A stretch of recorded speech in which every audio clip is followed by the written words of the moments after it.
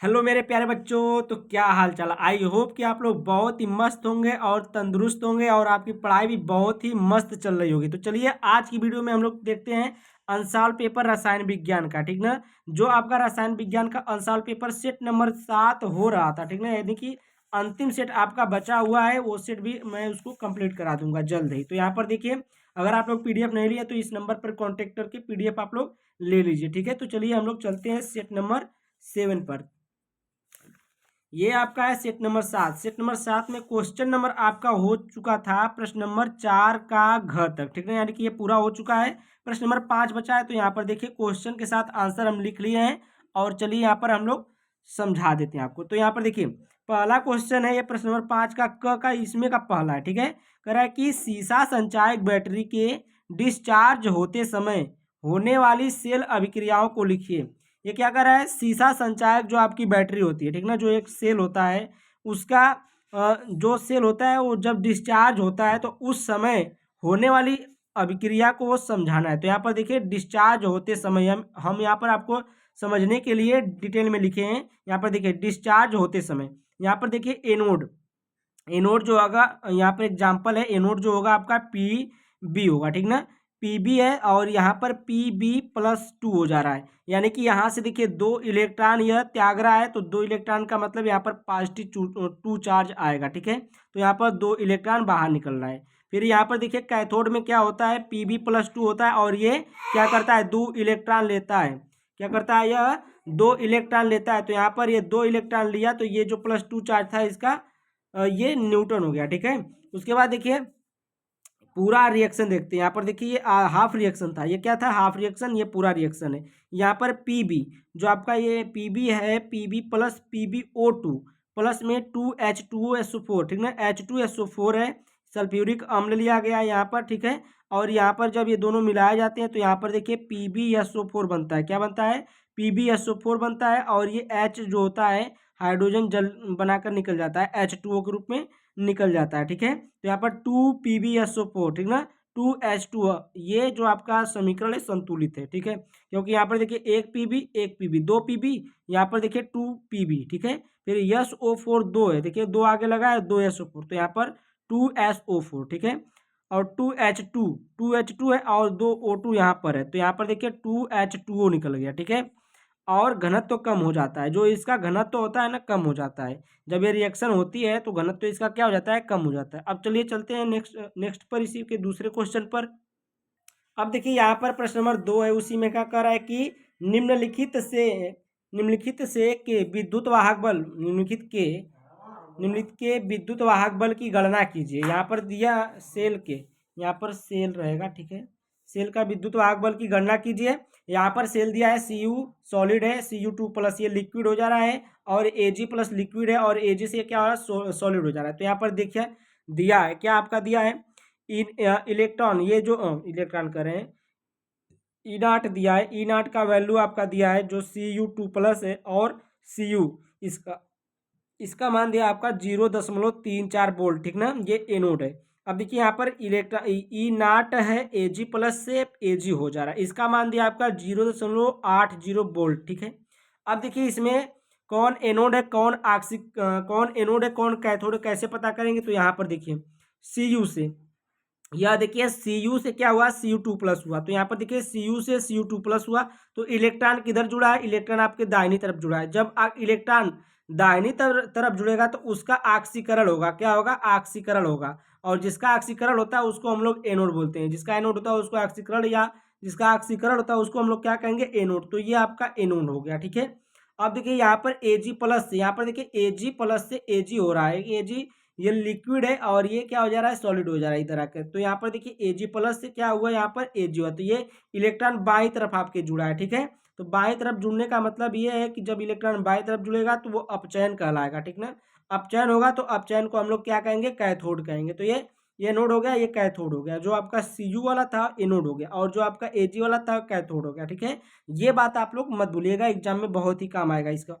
यहाँ पर देखिए फुल रिएक्शन हम लिखेंगे, यहाँ पर देखिए Cu+2Ag+ और Cu, यहाँ पर Cu2+ है और ये Ag है, ठीक ना, 2Ag पूरा अभिक्रिया हुई। उसके बाद जो फार्मूला हम लोग यूज करेंगे देखिए E0 सेल बराबर क्या होता है, ये विद्युत वाहक बल का एक फार्मूला होता है, ई नॉट सेल बराबर होता है E not cathode, E not cathode minus E not anode. ठीक है, तो यहाँ पर माइनस लगा है, यहाँ पर माइनस आगे से लगा, तो यहाँ पर देखिए ई नॉट सेल बराबर क्या हो जाएगा 0, ई नॉट कैथोड का मान यहाँ पर रखेंगे तो कैथोड का मान ये वाला है प्लस 0.80, तो यहाँ पर प्लस 0.80 माइनस है तो माइनस लगाएंगे, और एनोड का मान आपका 0.34 है, तो 0.34 वोल्ट ये एनोड का मान रखिए। अब देखिए दोनों को घटाएंगे तो आपका आंसर प्राप्त होगा ई नॉट सेल बराबर 0.46 वोल्ट। ठीक ना, ये आपका आंसर आ जाएगा।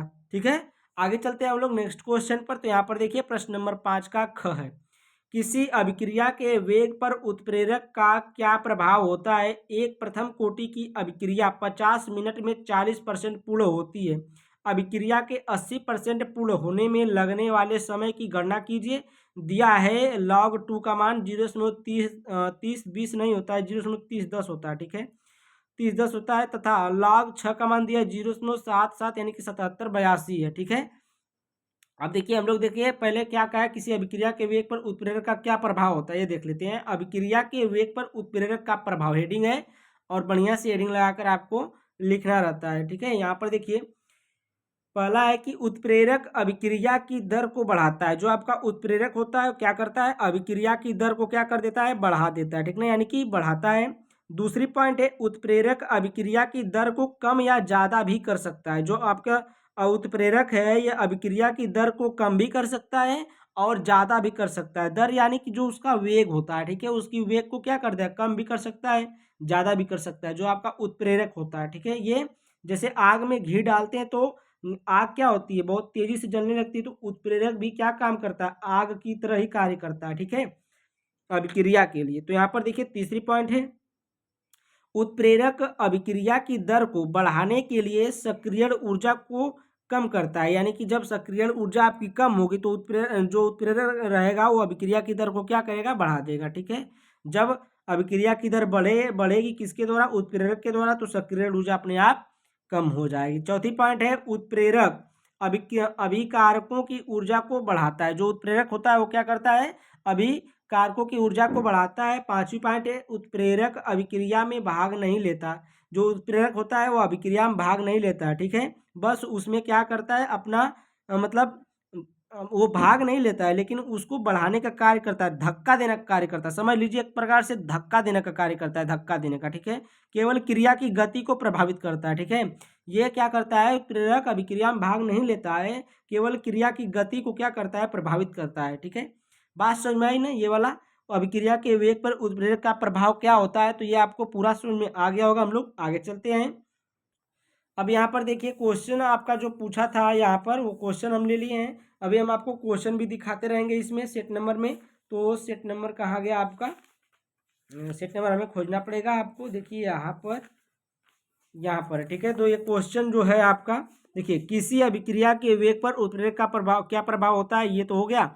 एक प्रथम कोटि की अभिक्रिया 50 मिनट में 40% पूर्ण होती है। अभिक्रिया के 80% पूर्ण होने में लगने वाले समय की गणना कीजिए। दिया है log 2 का मान इतना, log 6 का मान इतना दिया है। तो यहाँ पर देखिए दिया है क्या, a बराबर 100 दिया। a बराबर कितना होता है 100, क्योंकि a जब प्रतिशत में मान दिया रहता है तो a का मान हम लोग क्या रखेंगे, हमेशा 100 रखेंगे। ठीक है, तो यहाँ पर देखिए a बराबर 100, यक्स बराबर पहले के लिए हम लोग पहले परसेंट के लिए निकालेंगे, तो ये पहला परसेंट क्या आपका 40% है, तो पहला आपका 40% हो गया। दूसरा x बराबर क्या है, ये दूसरा जब फार्मूला लगाएंगे तब लिखेंगे, तो x बराबर 80% होगा। और t का मान कितना दिया, 50 मिनट दिया। ठीक ना, कितने मिनट में, 50 मिनट में पूर्ण होती है 40%। अब देखिए फार्मूला हम लोग यूज करेंगे, ये 40% के लिए यूज कर रहे हैं। किसके लिए, 40% के लिए यूज कर रहे हैं। तो यहाँ पर देखिए के बराबर 2.303 बटे में टी लॉग ए अपॉन में ए माइनस यक्स, ये आपका फार्मूला हो गया। ए का मान 100 रखेंगे, ए का मान 100 रखेंगे, एक्स का मान 40 वाला रखेंगे, टी का मान यहाँ पर 50 वाला, सबका मान रख दिए। यहाँ से घटाएंगे तो ये 60 बचेगा, और ऊपर 100 है तो एक जीरो से एक जीरो काटेंगे, 10/6 बचेगा। कितना बचेगा, 10/6। तो यहाँ पर देखिए के बराबर 2.303 बटे में 50 गुणे में log 10 माइनस log 6 आपका हो गया इतना। अब देखिए यहाँ पर क्या करेंगे हम लोग, कुछ नहीं करेंगे।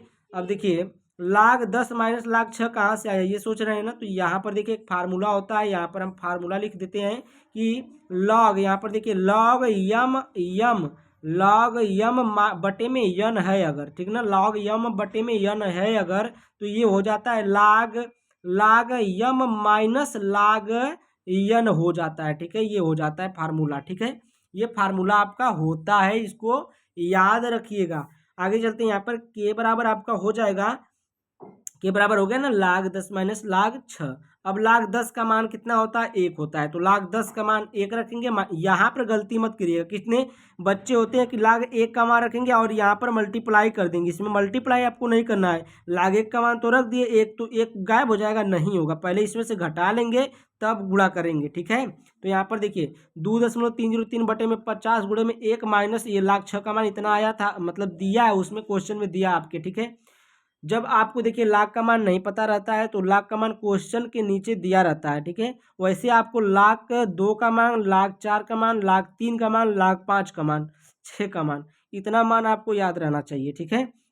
अब यहाँ पर देखिए, यहाँ पर के बराबर आपका हो जाएगा, जब इसमें से घटाएंगे तो ये बचेगा 0.2218, ठीक है, इतना बचा। इसको गुणन करके समीकरण नंबर 1 लगा देंगे, ठीक ना, समीकरण नंबर 1 हो गया। अब हम लोग जो 40% के लिए निकाल रहे थे वो तो हो गया, समीकरण नंबर 1 आ गया।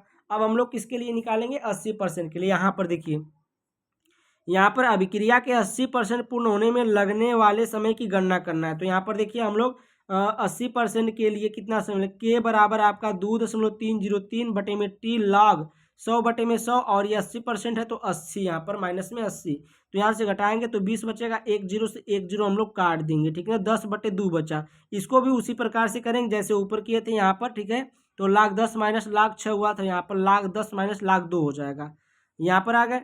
यहाँ पर आ जाइए तो के बराबर आपका आ जाएगा, लाख 10 का मान 1 होता है, लाख 2 का मान 0.3010 होता है, अभी हम आपको बताए थे, पेपर में भी है दिया है। तो यहाँ पर घटा देंगे, इसको जब घटाएंगे तो इतना 0.699, समीकरण नंबर 2, ये बटे में आपका टी हो जाएगा, के बराबर 2.303 बटे में टी, क्योंकि इसमें टी का मान नहीं दिया है, ठीक है, टी का मान एक ही जगह दिया था जिसको हम लोग यूज कर चुके हैं, गुणे में 0.699, और यहाँ पर गुणे समीकरण नंबर इसको हम लोग कौन सा सेकेंड मान लेंगे। अब चलिए हम लोग समीकरण 1 व 2 से चलते हैं, ठीक है, समीकरण 1 व समीकरण 2 से। समीकरण 1 आपका ऊपर दिया है, देखिए समीकरण 1 ये है, समीकरण 2, दोनों के बराबर है तो दोनों अपने में बराबर हो जाएंगे, क्योंकि के बराबर ये भी है, के बराबर ये भी है, ठीक है, तो दोनों इक्वल हो जाएंगे। तो यहाँ पर देखिए समीकरण 1 आपका 2.303 बटे में 50 गुणे में 0.2218 बराबर में 2.303 बटे में टी गुणे में 0.699, तो 2.303 से 2.303 क्या हो जाएगा, कैंसिल हो जाएगा, अपने घर जाएगा। उसके बाद देखिए यहाँ पर क्या होगा, इसको हम लोग बटे में कर लेंगे, टी को हम लोग इधर कर देंगे और इसको इधर कर देंगे, और ये जो गुणा कर रहा है ये भाग हो जाएगा, तो ये इधर आएगा। देखिए ये टी बराबर हो जाएगा, ये आपका मल्टीप्लाई में 0.699 और ये 50 इधर गुणा करेगा, और ये 0.2218 ये गुणा कर देगा, भाग कर देगा नीचे, ठीक है। अब हम लोग क्या करेंगे, इसका इसका गुणा कर लेंगे, इसका उसका जब गुणा करेंगे तो 34.95 आया है। आप लोग मल्टीप्लाई यानी गुणा करके देख लीजिएगा, ठीक है, 34.95 आया है, बटे में 0.2218 है। अब इसको जब हम लोग भाग करेंगे, ऐसे काटेंगे तो 157.57, 157 कैसे आ जाएगा, ये देखिए आप भाग करेंगे तो पता चल जाएगा, क्योंकि यहाँ पर देखिए दशमलव में 2218 दशमलव में, और ये 34 है, ठीक है, तो 157.57 मिनट आएगा, ठीक ना। टी का मान कितना आएगा, 157.57 मिनट आएगा। राइट आंसर है 1 नंबर का, मतलब इधर उधर नहीं हुआ है। आप लोग अगर क्वेश्चन आ जाए तो इसी तरीके से हल करिएगा और बढ़िया से हल करिएगा, ताकि एग्जाम में एक भी नंबर आपको आपका नंबर काट न पाए। तो आगे चलते हैं हम लोग नेक्स्ट क्वेश्चन पर। प्रश्न नंबर 5 का ग, प्रश्न नंबर 5 का ग क्या कर रहा है, पहला है इसमें का क्वेश्चन, उप संयोजन यौगिकों में आयनन समावयवता तथा उप संयोजक समावयवता को उदाहरण सहित समझाइए। आयनन समावयवता के लिए हम लोग सेट नंबर 6 347 जी का प्रश्न नंबर 2 का ग देखेंगे, क्योंकि उसमें भी आयनन समावयवता पूछा है। चलिए हम लोग चलते हैं वहां पर देख लेते हैं पहले। तो यहाँ पर देखिए क्वेश्चन पूछा है प्रश्न नंबर 2 का ग देखिए, उप संयोजन यौगिकों में आयनन समावयवता तथा बंधनी समावयवता को उदाहरण सहित समझाए। तो यहाँ पर आयनन समावयवता एक ही अणुसूत्र एवं संगठन के ऐसे दो समावयवी जब जल में विलय करने पर, जब जल में क्या करने पर, घोलने पर, विलय करने पर अलग अलग तरह से आयनीकृत होते हैं, तो इन समावयवियों को आयनन समावयवी कहते हैं। तथा इनसे उत्पन्न समवयवता को आयनन समवयवता कहते हैं। ठीक है, बात समझ में आई। जैसे देखिए यहाँ पर एक ही अणु सूत्र एक संगठन के ऐसे दो समावयवी जब जल में विलय करने पर अलग अलग तरह के आयनीकृत होते हैं। यहाँ पर देखिए एग्जाम्पल भी हम लिए, यहाँ पर देखिए CO है, NH3 5 है, Br है, SO4 है। ठीक ना, ये दोनों को जब आयनीकृत किया जा रहा है, देखिए ये अलग अलग जल में क्यों घुल रहे हैं, तो यहाँ पर देखिए ये SO4 आपका इधर है और Br ये अंदर है। यहाँ पर देखिए यही अलग हो गया है, देखिए SO4 अंदर हो गया, Br जो है आपका ब्रोमीन जो है ये बाहर हो गया है। ठीक ना, तो ये आपका एग्जाम्पल आप लोग लिख लीजिएगा। हम लोग आगे चलते हैं। देखिए आयनन समवयवता थी, आयनन समवयवता ये आपका हो गया। ठीक है, आगे चलिए हम लोग चलते हैं नेक्स्ट क्वेश्चन पर। ये आपका नेक्स्ट क्वेश्चन है। देखिए कह रहा है क्वेश्चन दूसरा वाला, यहाँ पर देखिए उप सहसंयोजक समवयवता, यहाँ पर इसमें पूछा उप संयोजक समवयवता को उदाहरण सहित समझाइए।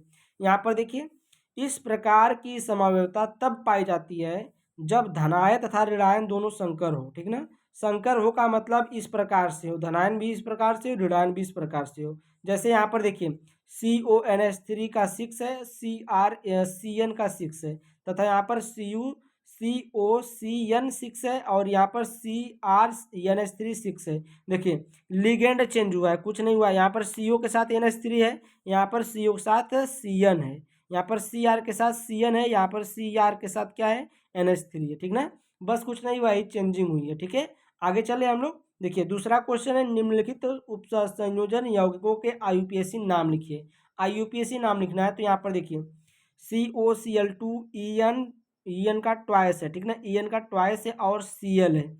अब देखिए जो आपका ये EN होता है, EN को हम लोग क्या लिखते हैं, डाई एनिलीन डाई एमीन। ठीक ना, डाई एनिलीन डाई एमीन इसको लिखते हैं। तो यहाँ पर देखिए मैं सेट नंबर आपको ये क्वेश्चन दिखा रहा हूँ, COCl2 EN का ट्वाइस Cl। ठीक है, तो इसका आंसर देखिए इसमें क्या दिया है, यहाँ पर देखिए इसका आंसर दिया है dichloro 20 di aniline di amine. यहाँ पर डाई एनिलीन नहीं रहेगा। ठीक है, अब देखिए यहाँ पर मैं यही क्वेश्चन सेट नंबर 23 में दिखा रहा हूँ आपको, 2023 में यही क्वेश्चन आपका पूछा है। कहाँ गया,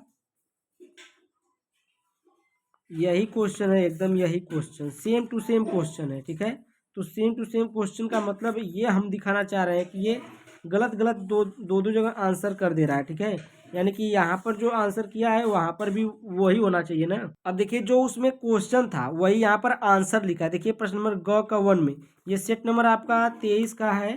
2023 का कौन सा सेट है, देखिए यहाँ पर 2023 का सेट नंबर 6 में है। ठीक है, सेट नंबर 6 में है। और ये देखिए ये आपका देखिए पहला है ग का पहला, देखिए COCl2 EN का 2 और Cl है, तो वही चीज़ है, वही चीज़ है, एकदम वही चीज़ है। और इसका क्वेश्चन देखिए, ये जो आंसर है क्वेश्चन है इसका, ठीक ना, क्वेश्चन इसका ये डाईक्लोरो या डाईक्लोराइडो लिखिए, चाहे डाईक्लोराइडो, ये 20 है, ये एथेन लिखा है, 1,2 डाई एमीन कोबाल्ट 3 क्लोराइड। ये क्वेश्चन था, इसको आंसर बनाना था। ठीक ना, इसमें क्वेश्चन था, आंसर बनाना मतलब आंसर था, क्वेश्चन बनाना था। यानी कि यहाँ पर देखिए इसमें आंसर वो वाला है। ठीक ना, जो क्वेश्चन उसमें है इसमें आंसर है, और जो इसमें क्वेश्चन है उसमें आंसर है। बात समझ में आ रही है ना, यहाँ पर गलत है। ठीक है, यहाँ पर गलत है, यहाँ पर एथिन रहेगा। ठीक ना, डाई एथिन डाई एमीन रहेगा। ठीक है, तो यहाँ पर हम सही कर रहे हैं, डाई एथीन आपका कौन सा रहेगा, डाई एथीन रहेगा, डाई एमीन रहेगा। ठीक है, अब हमको मत कहिए कि गलत है सही है, ये गलत है उसमें छापा है। ठीक है, तब गलत होता है। तो यहाँ पर देखिए Fe4 FeCN का 6 है और ये पूरे का थ्राइस, ठीक ना, थ्राइस है। ये पूरा पढ़ लीजिएगा, डाईक्लोरो 20, ये 20 क्यों लगाता है, क्योंकि ये जब एनिलीन आता है तब, अरे जब ये आपका डाईएमीन आता है तब, और एक आता है एडिटा तब। ठीक है, 20-30 का प्रयोग किया जाता है। कोबाल्ट 3 क्लोराइड, और क्लोराइड ये बाद में है तो इसलिए इसको क्लोराइड कहते हैं, क्लोरो नहीं कहेंगे। और यहाँ पर देखिए Fe4 FeCN का 6 है और ये 3, तो यहाँ पर आयरन पहले क्या है, ये आयरन, तो आयरन लिख देंगे। ठीक है, इसको फेरट नहीं लिखेंगे, इसको आयरन लिखेंगे। आयरन इसकी ऑक्सीकरण संख्या नहीं है, ये देखिए आयरन है, ये थर्ड लिखेंगे। उसके बाद देखिए Fe है और ये कितने बार लिगेंड है, 6 बार है, तो हेक्सा साइनाइडो फेरेट साइनाइडो ये फेरेट इसके लिए है, और ये इसकी जब ऑक्सीकरण संख्या निकालेंगे तो थर्ड आएगा। ठीक है, अब आते हैं प्रश्न नंबर 5 के घ पर। प्रश्न नंबर 5 का घ आपका है, कार्बोहाइड्रेट क्या होते हैं, ग्लूकोज तथा फ्रक्टोज के बीच अंतर को समझाइए। ये देखिए सेट नंबर 6 में 347 GE का प्रश्न नंबर 3 का घ देखिए। ठीक है, ये सेट नंबर 6 में चलते हैं, हम लोग देख लेते हैं इसको।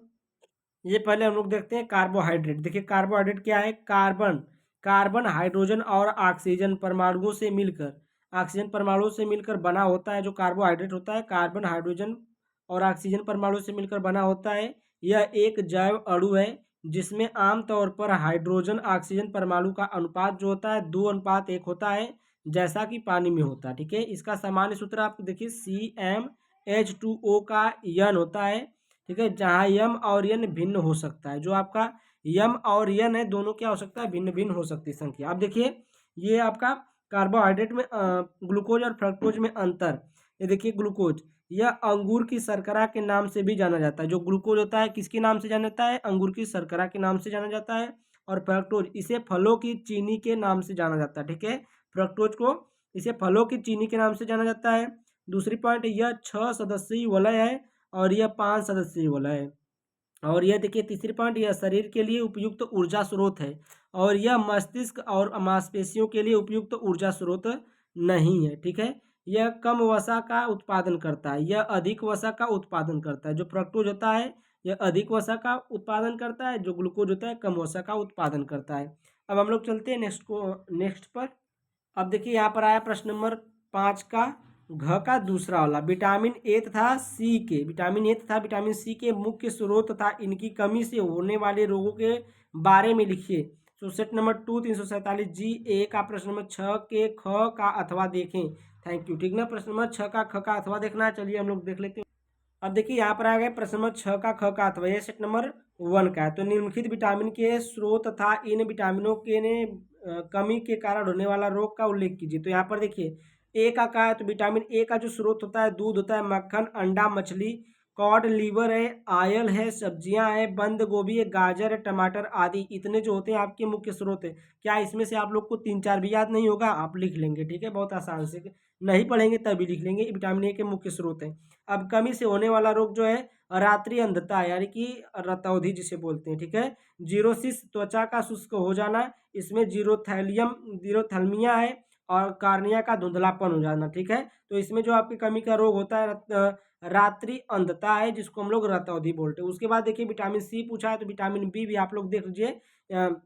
जो स्रोत है छिलके सहित अनाज, सोयाबीन, अंडा, दालें हैं, दूध है, हरी सब्जियां हैं, इस्ट आदि, खमीर जो होता है। बेरी बेरी रोग होता है इसकी कमी से, और पैरों का लकवा मर जाता है, इसमें भूख की कमी हो जाती है। ठीक है, यहाँ पर देखिए विटामिन सी, विटामिन सी देखिए स्रोत क्या है इसका, हरी एवं पत्तेदार सब्जियां हैं, साइट्रस फल है, साइट्रस है, फल है, टमाटर, मिर्च है, गाजर आदि। ठीक ना, ये क्या है, स्रोत है इसके। कमी से होने वाला रोग, जो जितने खट्टे चीज होते हैं जो विटामिन सी पाया जाता है सभी में। ठीक है, उसके बाद देखिए इसके कमी से होने वाला रोग स्कर्वी है। ठीक ना, स्कर्वी जो दांतों एवं मसूड़ों में खून आना यानी कि त्वचा, ये त्वचा रोग है, एक त्वचा रोग है। दांतों और मसूड़ों में इसकी वजह से क्या होता है, खून आने लगता है। ठीक है, उसके बाद देखिए विटामिन डी के बारे में अगर आप जानना चाहते हैं तो ये भी हम लिखे हैं। यहाँ पर देखिए आप लोग विटामिन डी के बारे में देख लीजिए।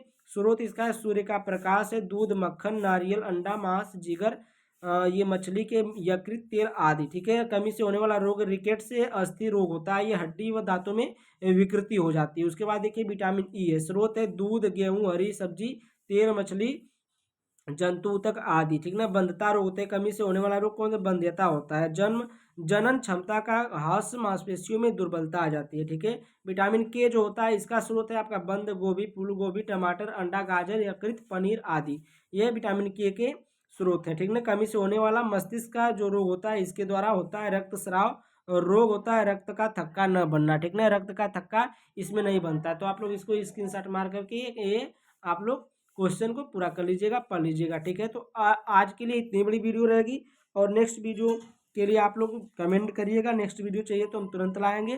ठीक है, thank you, bye bye for watching my video. अगर अच्छी लगी है तो लाइक, चैनल को सब्सक्राइब करके जाइएगा, बेल आइकन घंटी भी दबा दीजिएगा। Bye bye.